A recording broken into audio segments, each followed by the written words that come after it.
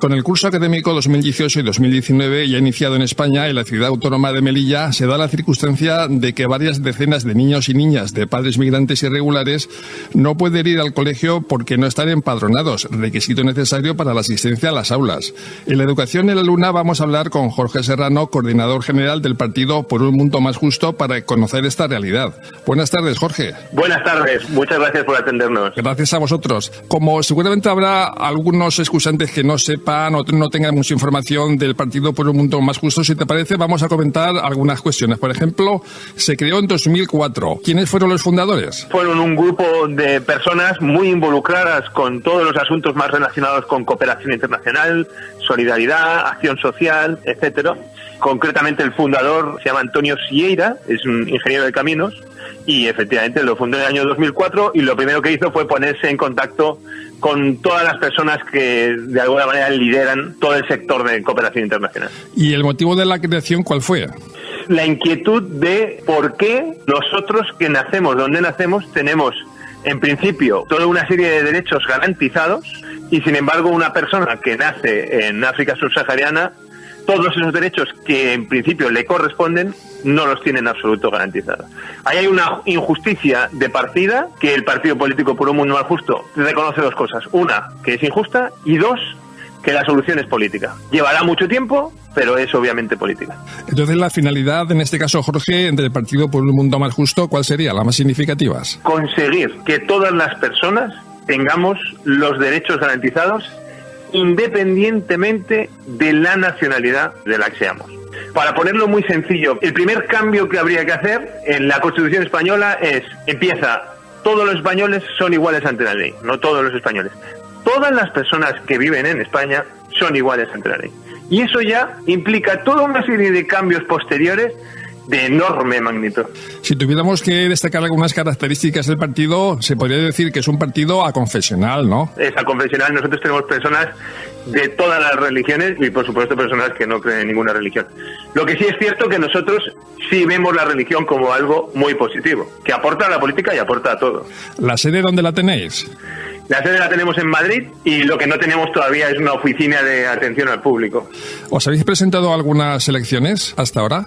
Sí, desde el año 2004 nos venimos presentando prácticamente a todas las elecciones autonómicas, a las generales y en las europeas. En las últimas elecciones europeas, que fueron las del año 2014, fuimos en una coalición que se llamaba Primavera Europea, que íbamos con ECO y con Compromís como partidos más grandes. ¿Y el resultado de las elecciones cuál fue, estas últimas? En las europeas del 2014 obtuvimos un eurodiputado y a través de ese eurodiputado estamos haciendo acciones de gran alcance. Por ejemplo, para que te hagas una idea, en el año 2017 hicimos una acción que fue el principal movimiento de protesta sobre la situación de las personas refugiadas y el incumplimiento que los gobiernos de la Unión Europea estaban haciendo respecto del acuerdo que se adoptó en junio del 2017 en el Consejo Europeo, que establecía que más de 100.000 personas debían ser relocalizadas desde los campos de refugiados o de los asentamientos de refugiados que había en Grecia e Italia y tenían que ser redistribuidas por todos los países de la Unión Europea.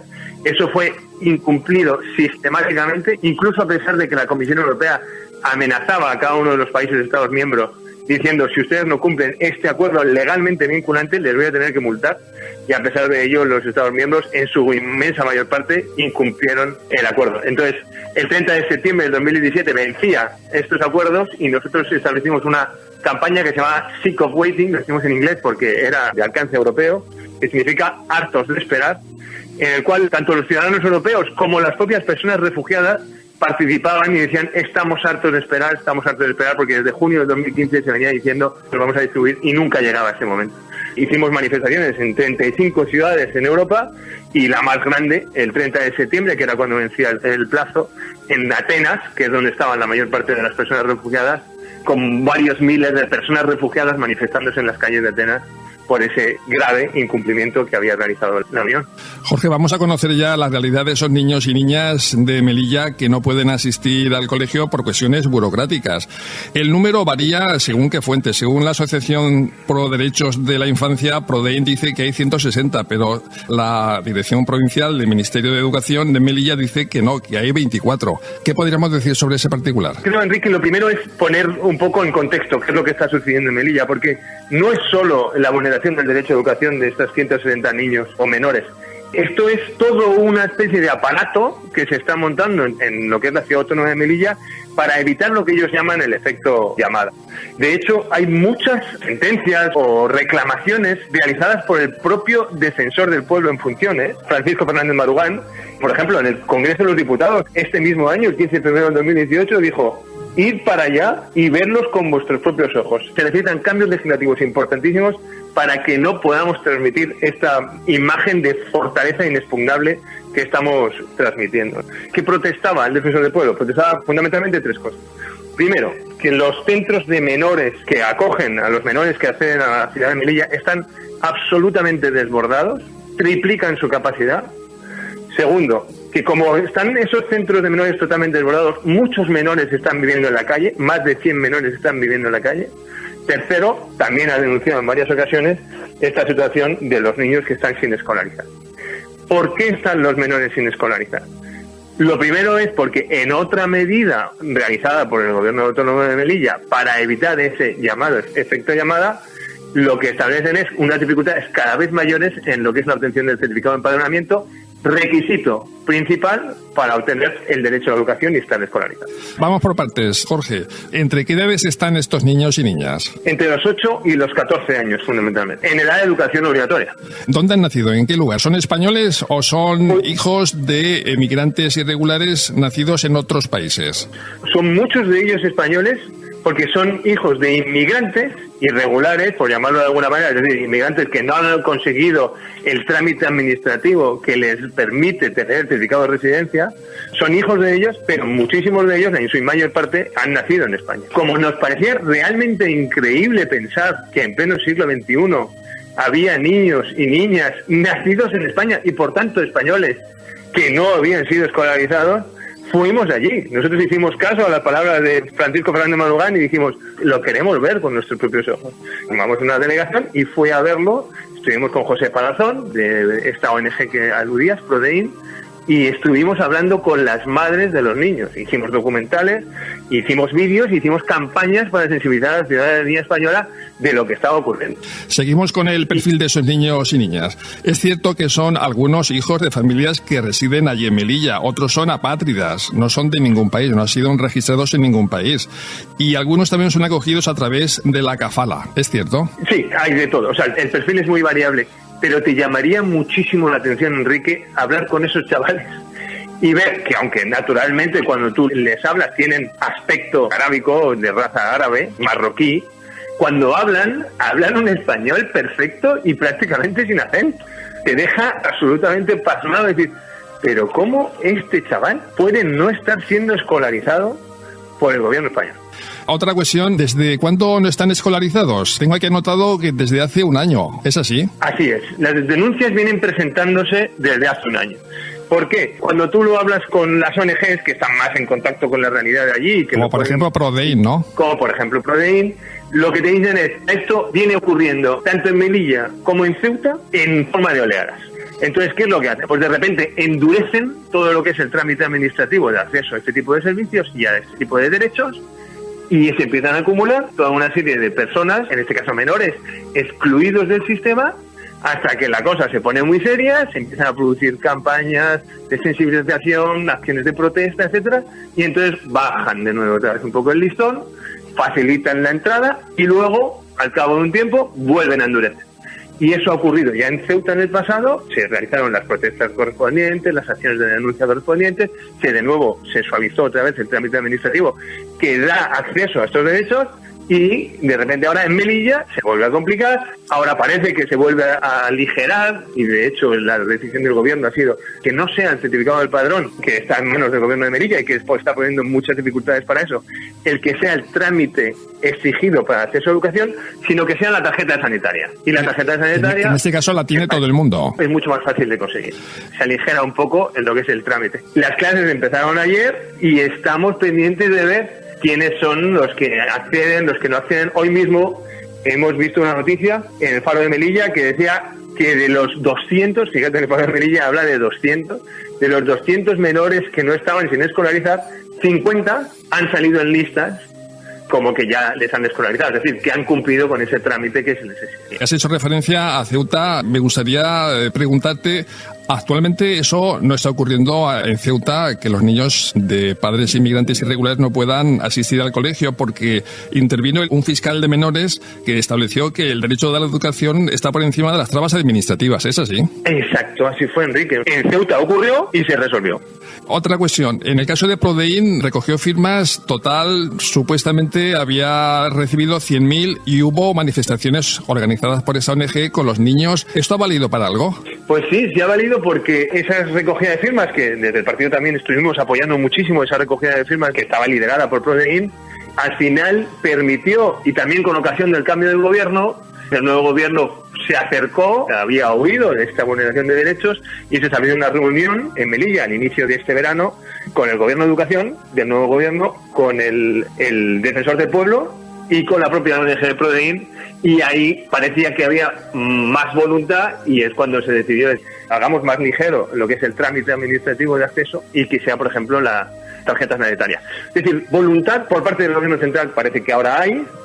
Y ahora es cuestión de que efectivamente que se cumpla con la palabra y que se encuentre una solución para todos ellos. Como tú decías, el derecho a la educación está muy por encima de cualquier trámite administrativo. Y además, en este caso, la ONG Prodein indica que ese derecho a la educación lo contempla la ley de extranjería y la ley de menores. ¿Opináis así igual? Así es, pero no solo eso, ¿no? Lo contempla todas las convenciones internacionales y, por supuesto, la Declaración Universal de los Derechos Humanos.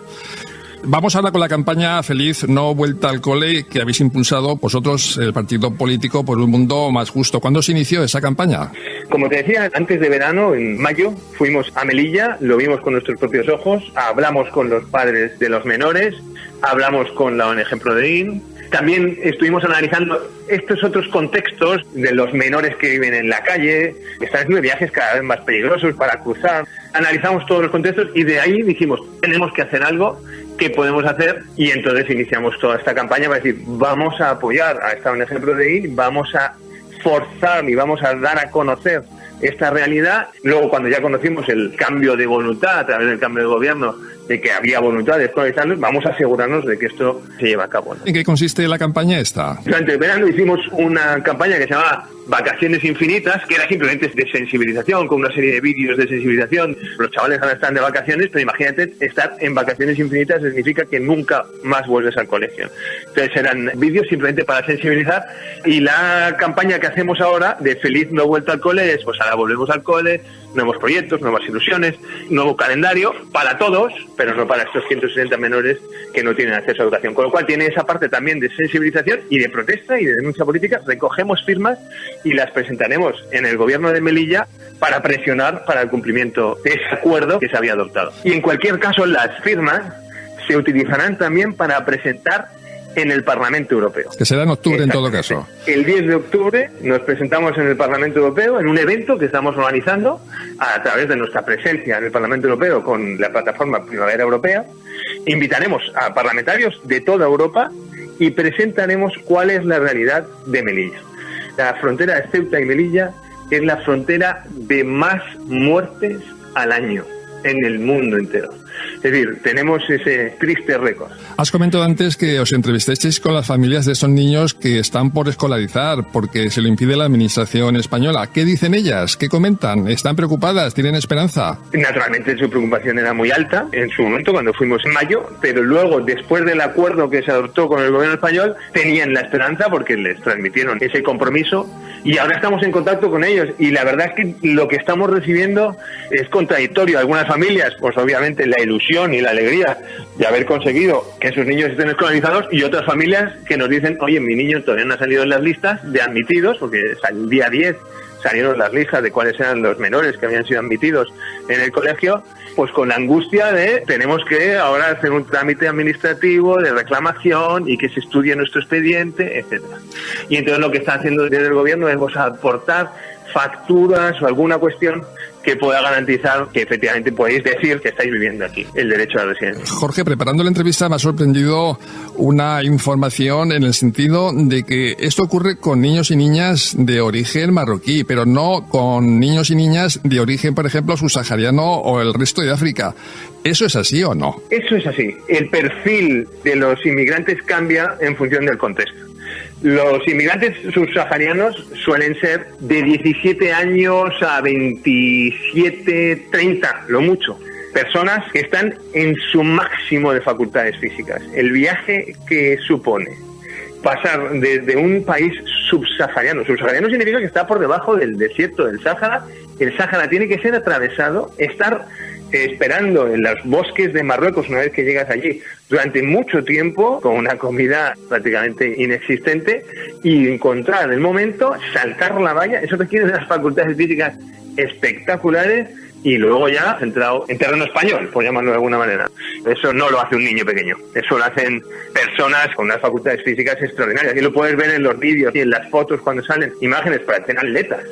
Ese es el perfil del inmigrante subsahariano y los puedes ver cuando en las grandes ciudades nos ayudan a aparcar. Son personas que son auténticos portentos físicos, son personas que sin embargo luego son extraordinariamente pacíficos. La verdad es que da gusto hablar con ellos, son dulces, son amables, son hasta cariñosos. Esos son los subsaharianos. Los inmigrantes marroquíes o magrebíes pueden venir en familias, o sea, encuentran la forma de pasar la frontera en un momento determinado y luego se quedan, no vuelven. Una vez que se quedan ahí en Ceuta, Melilla, pues al final acaban residiendo, encuentran muchas veces trabajos irregulares y al final encuentran la forma de residir con sus hijos. Jorge, seguramente algún escuchante se preguntará, ¿y cuál es la respuesta de la ciudadanía, en este caso de Melilla, ante la situación de estos niños y niñas sin escolarizar?